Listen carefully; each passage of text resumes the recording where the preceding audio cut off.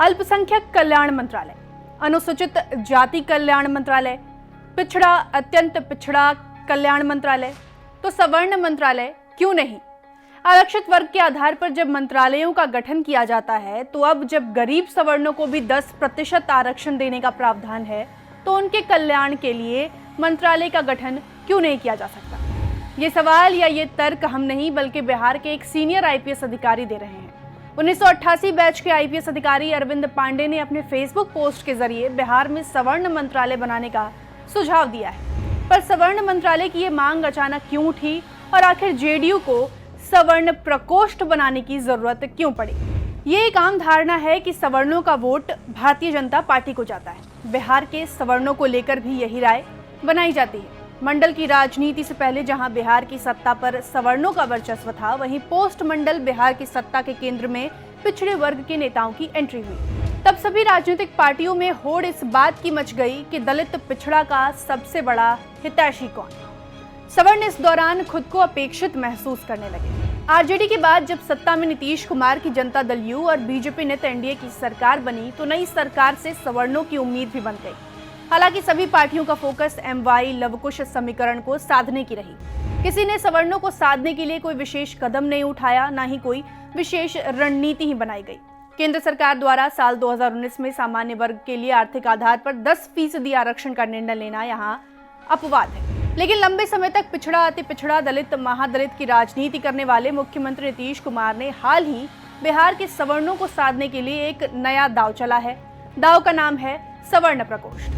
Janata Dal United ने पहली बार सवर्ण प्रकोष्ठ का गठन किया है। नीतीश कुमार टंडन उर्फ डॉक्टर नीतीश कुमार को इसका अध्यक्ष बनाया गया है। नीतीश कुमार टंडन भूमिहार जाति से आते हैं। माना जा रहा है कि बिहार विधानसभा चुनाव में बेहतर परिणाम नहीं आने के बाद से जेडीयू अपना संगठन मजबूत करने में जुटी है। इसी कवायद का हिस्सा है सवर्ण प्रकोष्ठ। आपको जानकर हैरानी होगी कि बिहार की किसी भी राजनीतिक पार्टी ने अब तक सवर्ण प्रकोष्ठ नहीं बनाया था। ये पहली बार है जब किसी पार्टी ने सवर्ण प्रकोष्ठ का गठन किया है।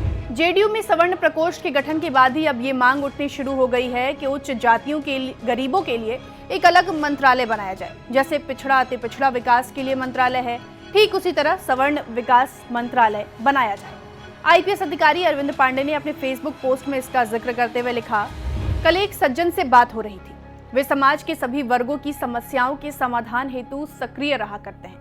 उन्होंने कहा कि उनके कार्यक्षेत्र में सवर्णों की आर्थिक और सामाजिक स्थिति निरंतर कमजोर होती जा रही है। इसलिए जैसे अल्पसंख्यक कल्याण मंत्रालय, अनुसूचित जाति कल्याण मंत्रालय, पिछड़ा वर्ग कल्याण मंत्रालय और अत्यंत पिछड़ा वर्ग कल्याण मंत्रालय आदि गठित है, उसी तरह सवर्ण कल्याण मंत्रालय या अनारक्षित वर्ग कल्याण मंत्रालय का गठन होना भी जरूरी है।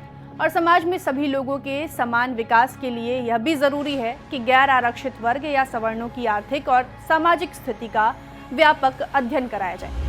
हालांकि अरविंद पांडे की इस मांग पर सत्ता पक्ष के किसी भी नेता की कोई प्रतिक्रिया नहीं आई है, लेकिन जेडीयू में बने सवर्ण प्रकोष्ठ से बीजेपी की चिंता बढ़ सकती है। प्रदेश में सवर्णों की आबादी करीब 19% बताई जाती है। ऐसे में सवर्ण मंत्रालय बने या ना बने, लेकिन सवर्ण प्रकोष्ठ की मदद से ही अगर जेडीयू सवर्ण वोट के एक हिस्से को भी साध लेती है, तो पार्टी के लिए बड़ी कामयाबी होगी।